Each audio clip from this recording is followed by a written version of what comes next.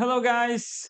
Welcome back to our treatment plan and scientific seminars here at Yad Lisbon at the Academy. Today, we are very, very happy to welcome as a team Dr. Greta Markevičiūtė from Lithuania.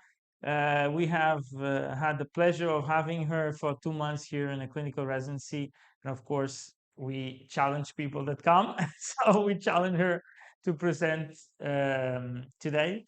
Greta, she got her degree in Lithuania from the Vilnius University, and then got her postgrad at WIC Barcelona in oral rehabilitation and aesthetic dentistry. And so today she's presenting biomechanical diagnosis and the importance in advanced rehabilitation. And we are very, very happy to have you here. Greta, thank you so much for accepting our invitation. Thank you for the introduction. And good morning, everyone. So I'm very glad to be a part of this weekly scientific webinar. And today I will be presenting about diagnostic tools for advanced treatment planning. So these diagnostic tools were introduced by Francesca Vailati and was applied here in the IET team. So Francesca Vailati, in order to explain her diagnostic tools, she uses an analogy of a garage and a car for maxilla and a mandible. So garage refers to maxilla, and the mandible, and the car refers to a mandible. So a clinician must consider that every person in a day moves their mandible 2,000 times each day. So it's very important to understand that there should be no conflicts in the level of tooth or dental restoration. If any conflicts appear, there will be a problem at the level of his or her weak link. So what are the weak links? Weak links are classified to intraoral and extraoral. So excessive tooth wear, fracture of restorations, root fracture, tooth mobility, loss of periodontal support attachment. And many times clinicians label their patient as a bruxist if they face these kind of failures. And now extraoral weak links, so muscular tension, temporomandibular disorders, cervical vertebral misalignment. Generally, these kind of patients are labeled as psychotic patients. But instead of rushing and label your patient as a bruxist or psychotic patient, you have to stop and think. Every failure has a reason behind it. So it's very important to investigate the cause, why this failure happened in the first place. So now I would like to explore into more detail previously mentioned failures and try to understand why this failure happened. So for example, here we had excessive tooth wear. So the clinician made a good job. He did ceramic restorations on the anterior teeth.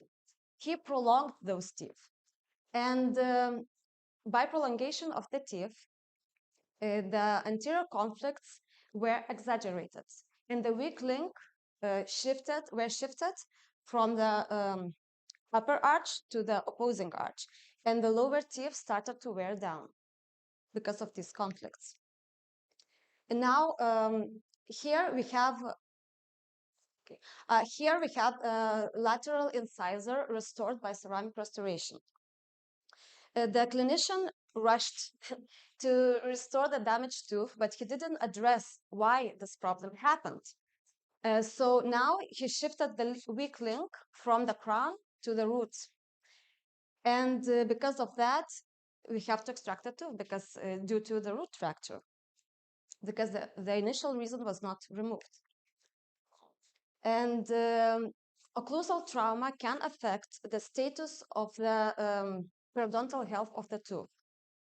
And so any suspicious loss of periodontal attachment should be very well investigated. So you have to look for hard contacts on the teeth, on the tooth, if you see this kind of periodontal attachment loss. And what are the signs of anterior functional conflicts? It can be displacement. So if the tooth has a conflict, he tries to move from it, and the anterior teeth flares because of that.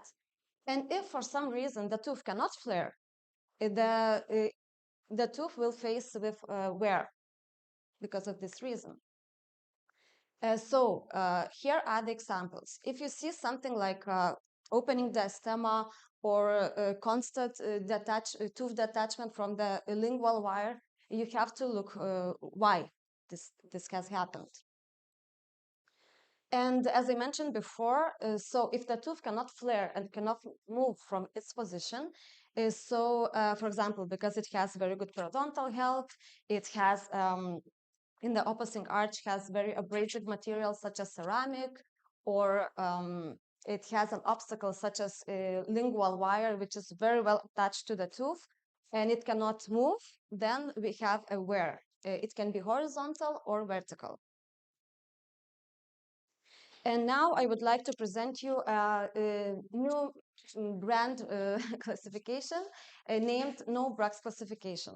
So Francesca Velati created this classification in order not to call each dysfunctional patient as a bruxist. And there are two major groups in this classification. It's static conflicts and dynamic conflicts. And static conflicts occur when the mandible is in the MIP position. And these static conflicts are easy to identify by giving your patient the articulating paper and ask him to tap on it. And then compare the intensity of occlusal marks. And static conflicts can be because of skeletal discrepancy. For example, here we have a patient with very prominent mandible in a class 3 position. And of course, we have an overload in the anterior area because of that. And also always investigate your patient for teeth size or teeth shape discrepancies, the number of teeth. Also, it's very important to check the inclination of teeth. For example, if you have upper anterior teeth in too closed position, inclined too much palatally, then you can have a constriction of the mandible movements and you have conflicts. If there is no posterior teeth, you can have wear on the anterior area because of the overload. Also, inadequate posterior support can be present in the patient fully dentate. If, for example, in this case, the patient was delivered with multiple posterior restorations, but with very slight posterior contacts. So all the overload happens in anterior area. Also aging. There is a theory that with age, condylar guidance is remodeling and maturation of the occlusal planes happens. In that order, the mandible moves in the protrusive way and we have static conflicts and the wear on the anterior teeth. And now dynamic conflicts. Dynamic conflicts and the wear can happen in the incisal area or in the palatal sides. And incisal edge can wear if we have the third object. For example, if the patient bites his nail, or if he bites his lip tissues, for example. So always investigate his fingers if it's not damaged, or tissues in the mouth. Also, you can look for irregular margins of the teeth. and a perfect match with opposing teeth. And this one is a very interesting one. It's a sitting on the wall. I'm sure that all of you have these kind of patients. You ask them to bite, and they move their mandible forward and bite to edge-touch position. So here is the question to be investigated. Why patients do that? And many times patients are not aware that they do this. But sometimes they may say that they don't feel comfortable in the MIP position. That's why they move their mandible forward. And what can be a reason? They can say that they have tension in the muscles or in the neck. And so you have to look and investigate deeper these kind of patients. Now horizontal chewing. So horizontal chewers moves their mandible to the contralateral and in the protrusive way, contralaterally and protrusively. And this movement should be free. So if there is any constriction, for example, if you have the teeth, which is anterior teeth, upper anterior teeth, which is too much palatally positioned, then you can have constriction and the mandible cannot move. Then we have dynamic conflicts in, for example, in exactly this area. And here we will face the wear. And this kind of conflicts, it's very easy to identify using a G-test. This test was proposed also by Francesca Vailati, and it's actually very easy to apply in your routine every day. So I will explain very shortly how to use this technique. So your patient sits in the chair, dental chair. You give him the chewing gum. The patient starts to chew. In the meantime, you place the articulating paper in between his teeth. Once the patient feels the thickness of the articulating paper, he starts to notice the conflicts. So he can give you a feedback that where are the conflicts. So it's very powerful test to use. And idiopathic bruxism. It is the last group. And here we can place all the patient. We cannot fit to any before mentioned groups. So here are the patients you need to investigate further because the reason why they brux is unclear. And so idiopathic bruxism can occur during a night. And it's many times it is associated with the sleep apnea. Also, the person can experience idiopathic bruxism during a day. And it is usually associated with increased stress levels. And now, evolution of anterior conflicts. So if the clinician do not remove the conflict in time, or at least reduce it, the negative evolution can be expected.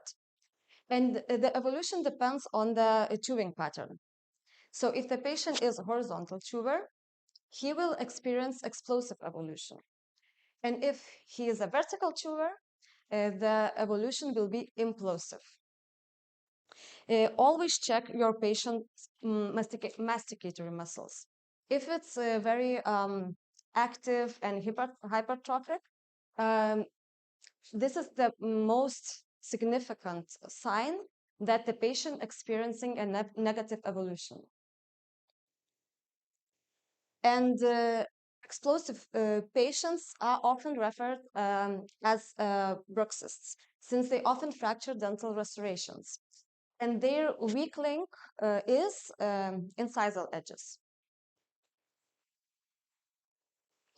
And during explosive evolution, what we can see in the mouth. So the patient experiences the clinical crown shortening. Also, because of crown shortening, we can see diastemas appearing. The SPI of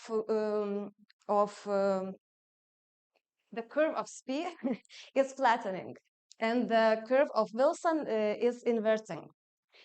Also, because of the nature of these patients' muscles, these patients are aging in the edge-to-edge position. And implosive patients. Their weak links are more at the level of TMJs and the cervical vertebra. So these patients can experience muscle tension, muscle pain, TMJ pain. Also, they can have stiffness in the neck, difficulties breathing.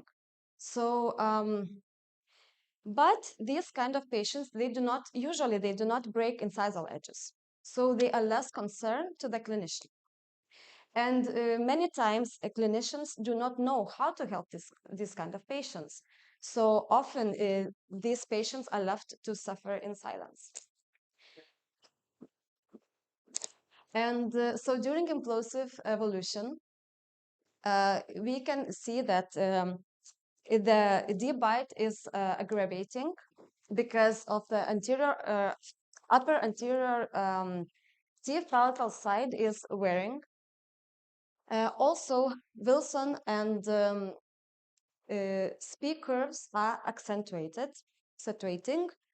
And these kind of patients, they are they age in a more retruded way. So the mandible moves in the posterior position. So imagine if the patient has difficulties of breathing, and now the mandible is moving to the more retruded position. So the problem is even worse. So at least what you can do for this kind of patient, you have to find those dynamic conflicts, and you can advise the patient to do ortho treatment or to increase the vertical dimension. You have to do something about it. And now the conclusions. So, as I mentioned before, in any physiological movements, there should be no conflicts at the level of any tooth or dental reconstruction. Every failure should be investigated to remove a cause. If conflicts are not eliminated, then negative evolution can be expected. And G-test is a very powerful test to find the dynamic conflicts. So thank you very much for your attention, and I hope it will be helpful in your daily practice, and have a great day.